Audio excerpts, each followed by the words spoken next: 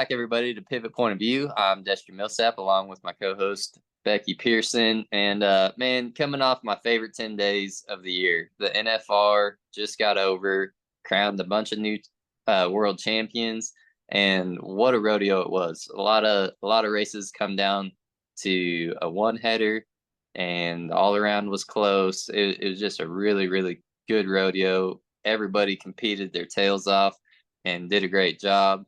And, obviously there was some people that were dealing with injuries that were having to fight through that too. And so we're going to talk about some of that, and kind of some of the other stuff that may go into the NFR. Also, if you missed our episode last week, we had CJ Garland on with the Extreme Cowgirl Challenge. Go check it out and maybe get you a team together and get entered. There's or if you want to sponsor that event, that information is on there as well.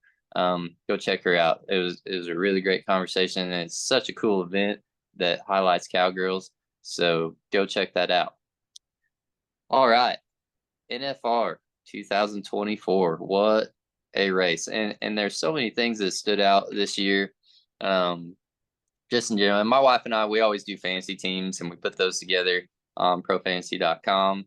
We always have a lot of fun with that. Helps us follow along really quick. And my team, they fought hard, but didn't quite get all the way to the top there. So, but man, what a rodeo, and 10 days. That has to be just so grueling on the athletes' bodies, but also the horses too. And especially, in my mind, the barrel racing, for them to go 10 days in a row running those horses, that has to be so hard. And then I know they have great teams that take care of themselves, take care of their horses. They're constantly getting them worked on, ready for the next round. So yeah, I mean, what an awesome event, and it's a marathon, and what a challenge to go all year. And then, the money there right now, you're not safe when you go in. I mean, and my favorite thing about the NFR, I think, was Cassie Mowry. I always take her on my team. She's my favorite barrel racer ever. And just her story of the year that she's had and that horse and everything else. So awesome to see them win and overcome all of those things. And that's what it's all about. I mean, life and rodeo and everything always has its challenges, and you can never count yourself out. I mean, for instance, she hit a barrel in the first round, and then she just came and brought it every single round after that, and even found herself, I mean, she was fourth in the average hitting that other barrel, and could have been second in the average behind Andrea Busby with a hit barrel. I mean, just an incredible 10 days watching them. Also, there was some people that were fighting through some injuries, and obviously you have the guys in the rough stock that get beat up all week, and some of them weren't able to finish with some of their injuries. But Carly Otero with a cracked pelvis being able to run her horse. I mean, and that horse has so much power and is so nice, and she was still placing in the rounds riding with a cracked pelvis. I can't imagine how hard that must have been. Yeah, you know how hard it is to ride just when your pelvis is like twisted or out, and for her to be able to toughen up and get out there. I seen the x-rays on Facebook, but I wasn't exactly sure. Did you ever hear exactly where her fracture was in her pelvis, Destry? When I looked at the x-ray, I could see there was kind of an abnormal separation in the pubic symphysis, which is right in the front. But I couldn't see where exactly the fracture was. So I think that would have been interesting to know that a little bit more. But she definitely had like some bone spurs. Did you see those x-rays? Yeah, yeah. Yeah, Yep. like there was some bone spurs there in the pubic symphysis, and it was just not as clean and straight as we would normally see. That we normally have a gap there, and it was kind of like I felt like it was separated a little bit abnormally there. Did you have any thoughts on those x-rays when you had looked at it? It was kind of fun to listen to to the people that have really good knowledge on radiology and their take on the x-rays. Yeah, not too much on that, but more just the uh the absolute demands and knowing, like, I mean, you immediately, like, after it happened, you knew because you'd seen a change in her writing, obviously, and it makes you wonder what's going on. Is she dealing with an injury, or what is happening? Just in sports medicine out there, I was reading in Sports Illustrated, they do reports, and round three, I think they did like 87 treatments or something. I mean, that's Mhm. just incredible at what they do for those athletes out there. And then, there's, you know, all the other people that work on horses out there, and, they have their own private people that work on them and stuff like that. And it's just a team effort. And a lot of the times people's health did come to the forefront in that, and they would give credit to, like, their team that keeps their horse feeling good, and the team that keeps themselves feeling good, and all the work it takes to have your body in shape for those demands. Mhm. Yeah, and thinking back to Carly Otero again, if it was the pubic symphysis that was the dysfunctional area, that's right where your inner thighs attach. Well, our inner thighs, we've talked about it on here so many times. Our inner thighs are really the glue that keeps us on our horses. And so if she it doesn't matter where the fracture was. I mean, basically the doctors tell you with a pelvic fracture, you can do what doesn't hurt, it's okay. If it hurts, don't do it. If it doesn't hurt, you're okay to do it. And so, I'm sure she had excruciating pain and just had to gut through um that, and she still continued to place even with those circumstances. So, incredibly tough person and perseverance, and the amount of grit that she'd shown to continue on with her goals. It'll be interesting, and I really hope we get to see them back there next year, to see it, and that they stay healthy and see what they get accomplished in the next year. Absolutely. And going back to Justin Sports Medicine team and the incredible work they did, because that deal, like, there's money on the line. It's unlike any other finals or professional event out Mhm. there. I mean, football, basketball, it's unlike any of it, because if they don't compete, they don't have a chance to win. And that money isn't guaranteed at the end of the day either. And Right. so, the mindset in getting somebody ready to compete at that time of year is completely different. When it's the finals, like, it's compete at all costs. As long as you can somewhat do it safely, and have a good chance of, not like really endangering yourself. But there's a lot of guys that ride with broken bones, and Mhm. torn ligaments and everything else, and Justin is putting all sorts of tape and doing treatments and everything else just to hold everybody together for those 10 days. And by, the second half of the rodeo, there's a lot of people that are really, really sore. But the mindset of gutting it through that and everything else is unlike anything else out there. I mean, no matter what the injury is, really. I mean, there's a lot of places and a lot of sports that be like, oh, that's broke, or oh, that's torn, you're Mhm. out. Mhm. And somehow they find a way through those things. Yeah. Yeah. It's I can't imagine, being in that decision making process of, I'm sure um Dr. Tandy Friedman has been doing it forever, and I'm sure, it's ultimately the call of that competitor as to whether or not they go out there, and I'm sure he gives them all of the scenarios, like, okay, here's what you got going on. This is what can potentially happen. And, for each individual, and their circumstances, they got to do what is best for them. My heart breaks for Donna K. Rule. She did choose not to compete that following night of what that would have been round. Her accident happened in round 8, right? And then she was turning out around 9. And then the rules are if you turn out a 1 round, you have to turn out of a second round. And so that accident of hers, really ended her NFR. And, again, it was, she knew where she was hurting and what was going on and had to make that decision. And just, man, it was a terrible uh, thing for her to have to go through that. So I think, you know, stuff happens, and stuff happens really quick in rodeo. And um it really, people can point fingers and lay blame everywhere. I mean, it was a freak accident, pure and simple.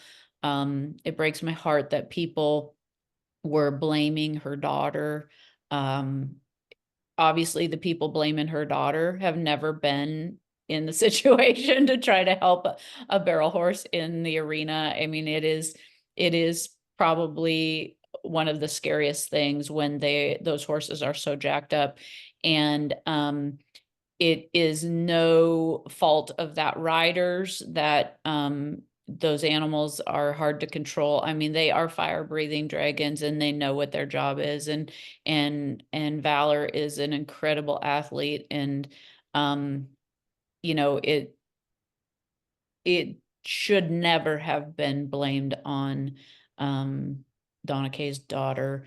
And she did everything possible. And a lot of times you just cannot mess with those horses in the back. Sometimes it makes matters much worse. And so I would love to see a little different alley setup there at the NFR. It always has seemed like it's very awkward. I don't know how they can get that worked out.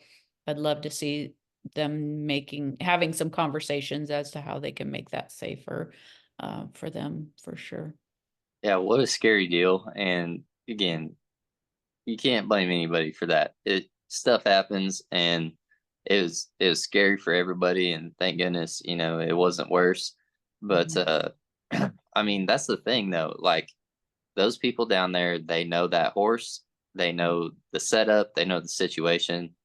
Uh, they're the ones that got boots on the ground, and so that's, I mean, they're doing the best they can, and you can't fault them for that at all. And yeah, what a scary deal, and wish her all the best, and hope that she has a speedy recovery and can get back at it. Love watching her and Valor compete. So It gives me hope as a 51-year-old barrel racer that maybe I could be there in my 70s. yeah, yeah, absolutely. I mean, her and just all the ladies there and what they do with them horses all year. I mean, you think about how hard it is to get there and just the journey to get there. Um, and to have anything not go your way would would be awful, or and especially having to draw out and make that decision, even to the point of the equine athletes, Haley having to make that decision to not ride sister in the last round when it's a one header, and look, she gets on J-Lo, and J-Lo is great too, what, like, I'm amazed at the arsenal these ladies had. Emily Beisel had hell of an arsenal. Obviously, Lisa always does. Haley had sister and J-Lo unstoppable. Mhm. And then Cassie Mowry going 10 rounds on Jarvis. I mean, that was truly incredible to watch. Yes. And the fact that she qualified for the NFR with like 27 rodeos, and a lot of those girls had to go to almost, I mean, they allow 100. And so a lot of girls were up at that 100 mark. And I know there was a little bit of drama and talking about, some people thought there were some other horses that deserved horse of the year. And I'm like, I pretty much think Jarvis, for her to be able to get that accomplished in 27 rodeos, and then for her to come in and show what they could do running all 10 rounds. I mean, that I really truly do believe Jarvis was the horse of the year for sure. I think if there were any doubts in their mind prior to the NFR, it should have squelched that, because I mean, just amazing to have won that amount of money with as few rodeos as she did. Not to mention, I mean, we got Top Gun, we Mhm. got 5 in a row round wins. And, minus them 2 barrels hit, she wins or gets second in every single round. And and then, and it was awesome watching Andrea Busby break the record for the average too, because Benny is such a cool horse and so fun to watch him as well. So, but so it was crazy to me because there were so many races that weren't won by just the average, because like the team rope and T Wade and Wesley Thorpe win the world, and they were basically having to go at the rounds every night when they went out of the average, and like they win the first few rounds and then no time for a few rounds, and so for them to fight and claw their way back in it was awesome, and just never count themselves out and keep going at it. Right or right, same deal. When he got that no score in round 2, and he had to do it the hard way with no promise in the average, and so um, Cassie, same deal. She hits a barrel the first night. That would knock a lot of people just down and out mentally in general. And then she comes back second, wins 5 in a row. And I mean, absolutely incredible to watch that rodeo the last 10 days. Yeah. So, and then thinking that, like, what is, not everybody's going to make the NFR. Mhm. But watching it always inspires me, and so it makes you ask yourself, what is your NFR? What do you look forward to? What are you trying to make? And the new year's coming up, and what plan do you have to get that stuff done for you and your horse? And everybody's NFR for themselves looks a little different. Mhm. And again, they're only going to crown one world champion, but Mhm. that doesn't mean that you can't be a champion. But Mhm. it's not just buckles and saddles and everything else. It's, how do you conduct yourself? How do you get up, go about your day? How do you conduct yourself around other people? Um, do you serve others? Do you Mhm. just conduct yourself as a champion every day? And that's your lifestyle. Because to me, that's what world champions are about. It's not just about buckles and everything else. It's about, how do you conduct yourself? What habits do you have? And what work ethic do you have? What characteristics do you have? How do you treat people? That to me is what being a champion is about.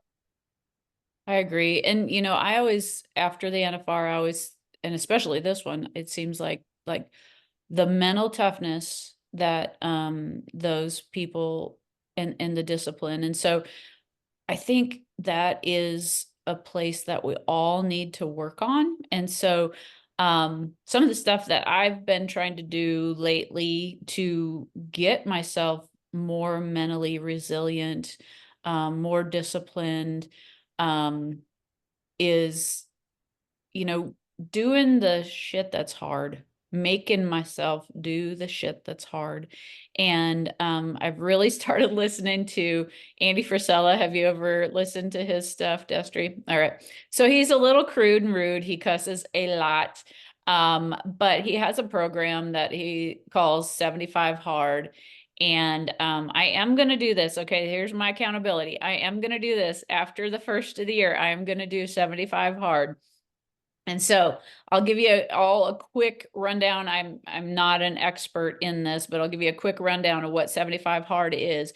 It is a way to train yourself to be mentally tougher and to have the discipline that you need to succeed in life. And so it's 75 days where you do 2 workouts a day.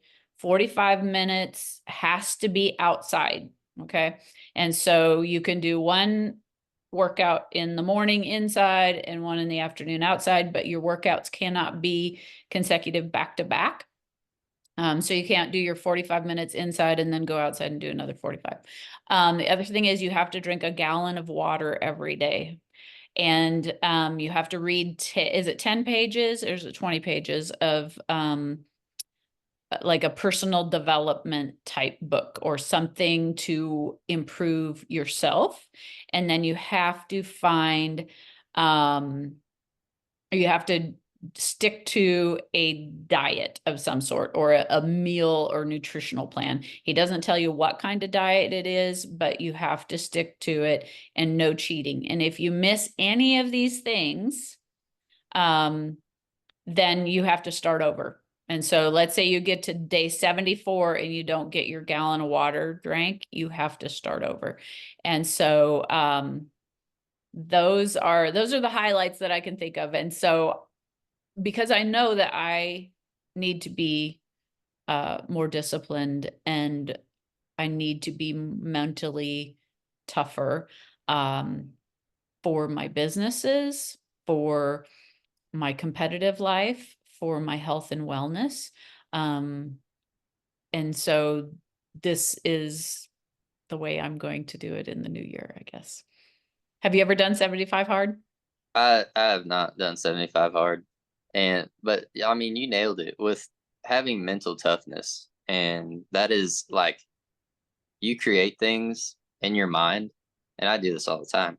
You can create good things or you can create bad things. It's what you tell yourself every day when you wake up that's really gonna define how your day goes. And look, bad stuff's gonna happen. Period. It's Mhm. gonna happen. But how you look at it, or what kind of faith you have in yourself and God and the people around you, your horse, whatever kind of faith you have is how you're gonna overcome that or not overcome it. Mhm. And you can put it up here and let it beat you down, or you can take it off the throne and dominate it yourself. And like, look, for instance, we're talking about the mental stuff. I'll just give an example recently. So I went to a benefit roping on Sunday, right? Had a tough week, and my horses, they've been under the weather, not feeling great, wasn't gonna go. So then the people that are putting it on call me and they're like, "Hey, if you want to rope, please borrow our horse. You can rope." And they offer their horse up to me, and I'm like, "All right, great. Absolutely, I'll do it." Kylie Bedeni and Kyle Myers, they offer me one of their horses. And I'm like, you bet, I'm in. Thank you so much. I mean, not only are they putting on this benefit for one of their friends, but they're offering me a horse so I can go compete. That's absolutely incredible. Just have an amazing circle. So I go compete, and I got 6 out of 7 runs coming back to the next round. Well, my horse gets sore. So I'm like, okay, oh, I got to be done. I don't want this horse to get any worse. I'll just call it good. I'll scratch, no big deal. And so then I go up there to scratch. Well, Dave and Sheila Chapman are up there, and they're like, "Here, just jump on. We got an extra head horse. Just jump on him. Finish. We don't mind." I was like, "Well, I got 6 runs, left still, and going in the second round." They're like, "No, no, no, just take him." And I was like, "Okay," mainly because I didn't want to let my partners down. I was okay with scratching, and I'm competitive and everything else, but it's not worth the health of a horse to me. And I hate asking other people to borrow their stuff anyway. But Mhm. that's just the camaraderie of our industry, is people who want to step up and help other people. And Mhm. it's so great to have that and know that it's practiced in what we do. And I mean, people just having your back at all times that maybe you're not even close to. They're just like, "Man, we got an extra head horse. Go get on him. He'll be fine." Mhm. So I go get on another horse that's not mine. And I'm like, all right, I really have to suck it up and do this because, like, my partners are counting on me. These people are giving me another shot. And long story short, I end up winning second after all that. And so, I mean, it was just like, I could have just really got down on myself and got frustrated because, you know, my horses weren't feeling good, couldn't have them there. This horse gets hurt, you know, and gets sore. And then it was just like I accepted what was happening and then got through it and Right. make the best of it. Mhm. Because of that, you know, I was just thankful to even be in the short round, let alone to have a chance to go make a run to win something. Mhm. And funny how, you know, if you have the right attitude, and look, I haven't been even roping that much. I Mhm. haven't been barely practicing like I'd like to, and I always get confidence from my preparation. But Mhm. when I showed up that day, I was so thankful to just be there and everything that I just told myself all day that I could do it. You know, I can rope, I can do it. I'm going to do my best, and doesn't matter if I practice, doesn't matter if I'm on this horse or that horse. I'm going to do my best. And to me, that's the mindset that people need to have, and it's hard to do that. So Mhm. Yeah, you didn't mentally beat yourself before that last round. I mean, you overcame and you kind of put that out of your mind because you could have been like, okay, these other horses got sore. I'm gonna just be out. Or you could have been like, oh crap, I've never roped on this other horse that they're going to offer me for this final round. And so you could have worked yourself up into a frenzy, to where you defeated yourself before that final round and you didn't. So, that's, you're practicing what you're preaching. You're practicing that mental toughness and being able to overcome obstacles in order to get to the final goal. And I didn't have as rough a week as you did last week, but I didn't get to ride my horse like I should have because the weather was crappy in my schedule. I did work him in the Pro 6 a few times in the round pen, and I did gut it out on Friday when it was so cold. I bundled up, and because I'm like, I have not rode much this week, I need to get on.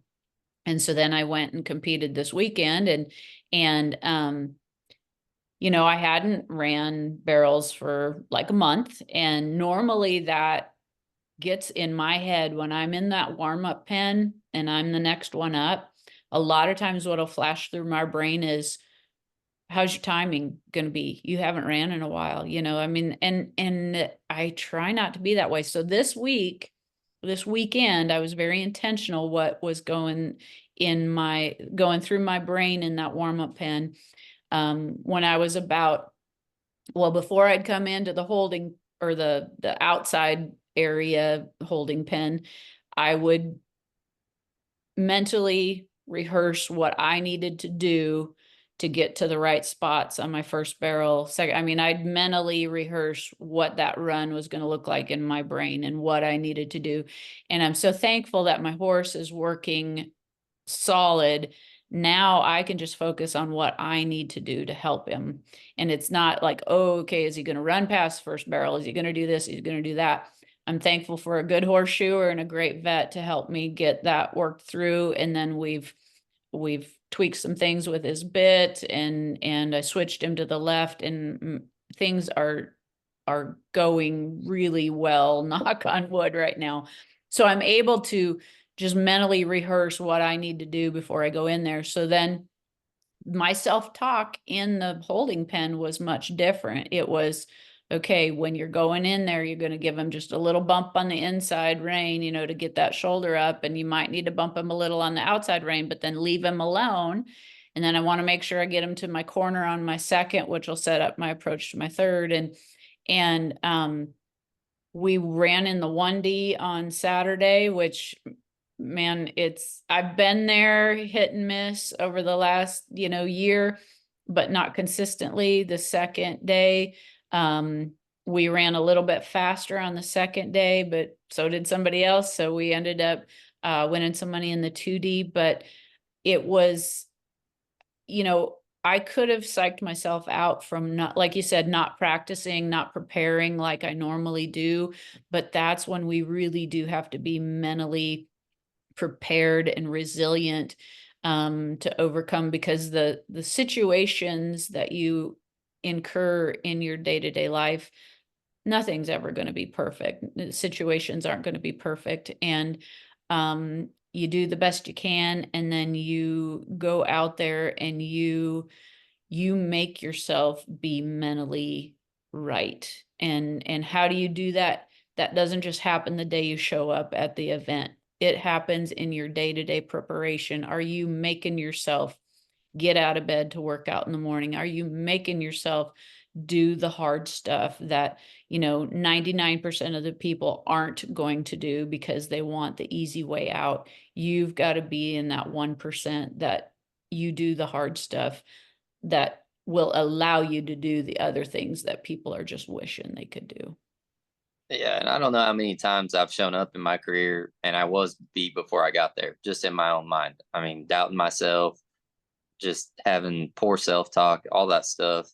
Uh, there's been many times that I have beat myself before I even got there, and or could have beat myself at the end of stuff. Especially on them days where you're roping good, you're only bring 1 out of 5 runs back. Well, it only takes 1 run to place, and if you just keep, I don't know how many times that if I chip in a chair. That's what when I play poker with my buddies. That's what they always say: chip in a chair. And man, it don't matter if you got the smallest stack ever. If you got 1 chip, boy, you got a chance. And that's kind of the approach that I try to take to everything. Like, look, if I got 1 run, I can still take that run to the end and place, and it doesn't always work out, of course, but you can't tell yourself that in the moment. You're there. That person's counting on you, team roping, the other person's counting on you, your horse and everybody else. So, yeah, chip in a chair. You always got to count yourself in and not count yourself out.